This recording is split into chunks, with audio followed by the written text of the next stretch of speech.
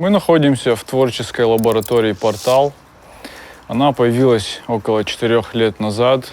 На территории замороженной стройки появилась стихийно, как результат потребности молодежи в объединении вокруг чего-то созидательного. Ну вот чего-то звучит расплывчато, ну так и было, потому что мы не знали, что делать, а желание творить было. И мы стали заниматься творчеством совершенно в разных проявлениях.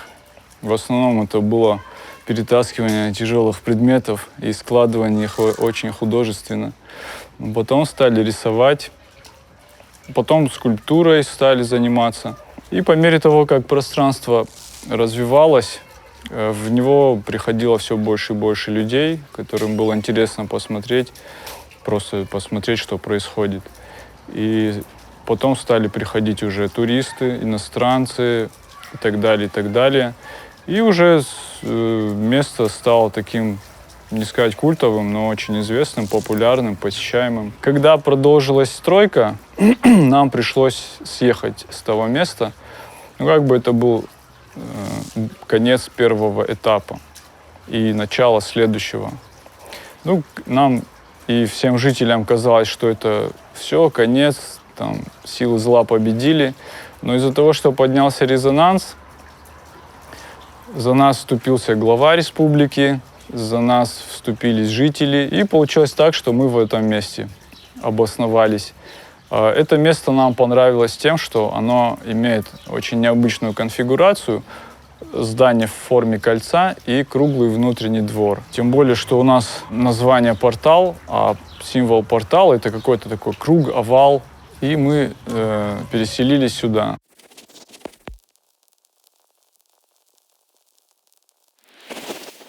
Основная наша цель — это создание благоприятной среды для общения, в первую очередь, молодежи. Общения творческого, общения какого-то духовного, что ли. Ни о религии, ни о политике здесь речи нет. Мы эти темы не любим.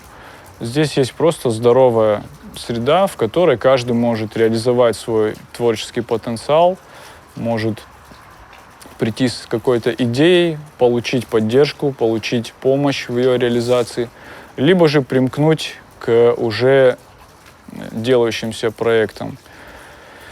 Вот. Ну, такие серьезные проекты у нас было арт-паломничество в Турцию. Это поездка на велосипедах до Остинского села, Остинских сел, их несколько. В частности, вот Пойрозлы село. Мы туда поехали для того, чтобы создать мемориал памяти жертв Бесланской трагедии. И мы сделали его. И мало того, что мы сделали этот мемориал, мы еще, ну вот так, оглядываясь назад, очень серьезную работу по сплочению двух осколков одного народа совершили. То есть до этого контакты были очень точечные и, сказать так, официальные, то есть на уровне министров и прочего. А тут приехали живые люди, уставшие, взмокшие, с горящими глазами, для того, чтобы просто что-то делать и познакомиться. И какое-то время, ну вот, немножко даже им не верилось, что вот реально сели на велосипеды и приехали к ним. Ну, к тому же это очень хорошо повлияло на интерес молодежи к родному языку, потому что выходцев с Кавказа в Турции около 5 миллионов, если я не ошибаюсь. Их называют, в общем, все черкесы. И вот как мы увидели воочию, кроме Остин, свой язык никто не сохранил. А многие даже и не помнят, какого народа они. То есть, в общем, понимают, что черкес, но конкретно кто, они не помнят. Молодежи необходима работа, необходим какой-то труд совместный, который делается ради того, чтобы что-то было для всех.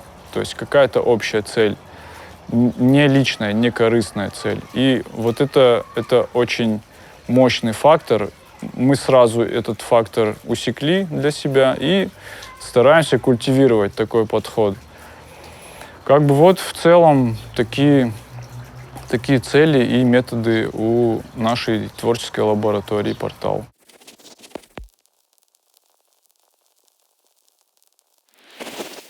Структура как рисунок на воде. Как бы ты его видишь, но в то же время он постоянно меняется. И мы не знали на тот момент, что такое арт-пространство, и у нас не было стратегии для его развития. То есть все происходило в хорошем смысле спонтанно. Судьба нам подкидывала задачи, и мы их решали с творческим подходом. Например, вот в лектории мы месяц клали пол и решили сделать его мозаичным. Сразу нашлись люди, которые нам привезли стройматериалы, то есть плиточный клей, остатки плитки. Мы их раскололи и стали выкладывать какой-то узор. То есть узор простой, треугольник, и ты этот треугольник забиваешь осколочками примерно одного цвета плиток. Вроде бы работа несложная, но если в нее углубиться, это получается как медитация. И многие люди приходили, попробуй, раз попробовали. И настолько понравилось, что они приходили каждый вечер просто отдохнуть от своей суеты, от каких-то своих цифр и помедитировать. То есть это кропотливый процесс, в котором отключается ум и начинает работать вот что-то. И с одной стороны ты что-то делаешь, а с другой стороны ты отдыхаешь. И здесь очень много таких родов занятий, много таких развлечений. Нам важно не заработать, хотя на самоокупаемость как-то нужно выйти. А нам важно сделать так, чтобы наш город, и в идеале, конечно, республика, и там уже, дай бог, дальше, это все воспринималось жителям этого города как дом.